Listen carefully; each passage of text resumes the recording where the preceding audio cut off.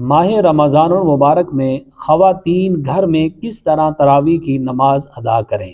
یہ وہ مسئلہ ہے کہ اکثر خواتین کی طرف سے یہ سوال کیا جاتا ہے۔ تو آج کی اس ویڈیو میں بہت ہی آسان طریقے سے آپ کو نماز تراویح پڑھنے کا طریقہ عرض کروں گا۔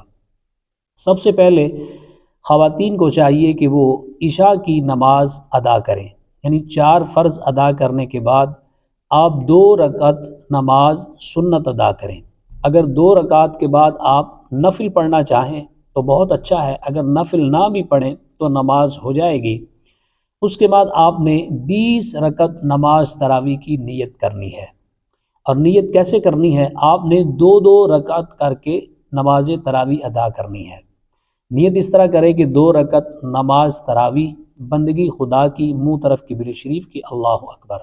نیت اصل میں دل کے پختہ ارادے کو کہتے ہیں۔ اگر آپ نے زبان سے نیت نہیں بھی کی تو آپ کی نماز ہو جائے گی۔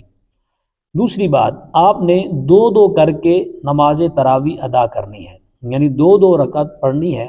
ہر 4 رکعت کے بعد آپ نے تسبیح تراویح یعنی سبحان ذی الملک والملکوت یہ پڑھنی ہے۔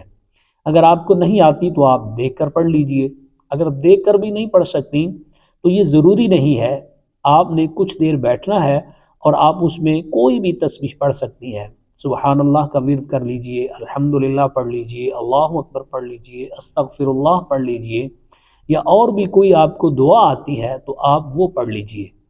تھوڑی دیر رکنے کے بعد پھر آپ 4 رکعتیں اسی طرح پڑھیں گی 2 کر کے۔ تو اس طرح آپ 20 رکعت نماز تراویح ادا کریں گی۔ اچھا، اب یہ بڑا مسئلہ ہوتا ہے کہ اس تراویح میں پڑھیں کیا؟ آپ کو جتنا بھی قرآن مجید یاد ہے کوشش کریں آپ وہ پڑھیں۔ اگر آپ کو چند صورتیں یاد ہیں تو کوشش کریں آپ چند صورتیں ہی نماز تراویح کے اندر پڑھ لیں۔ اگر آپ کو تھوڑی صورتیں یاد ہیں، یعنی 5 یاد ہیں، 6 یاد ہیں یا 4 یاد ہیں، تو آپ اتنی ہی پڑھ لیں۔ پھر 4 پڑھنے کے بعد پھر وہ دوبارہ دہرانی شروع کر دیں۔ اسی طرح آپ نماز تراویح مکمل پڑھ لیں گی۔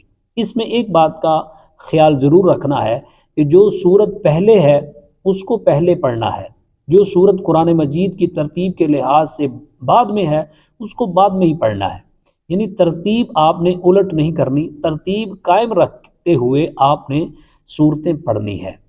اگر ایک ہی صورت یاد ہے تو پھر کیا کیا جائے؟ تو کوئی بات نہیں، آپ کو اکثر خواتین اور مردوں کو بھی سورہ اخلاص آتی ہوتی ہے، قل هو اللہ احد اللہ الصمد، تو کوئی بات نہیں، آپ ہر رکعت میں وہ سورہ اخلاص شریف کی تلاوت کر سکتی ہیں۔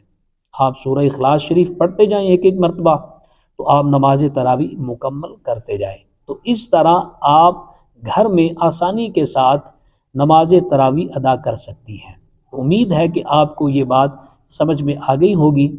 دعاؤں میں یاد رکھیے، اللہ تعالی ہم سب کو رمضان المبارک کی تمام برکات نصیب فرمائے۔ آمین۔ والسلام علیکم ورحمۃ اللہ۔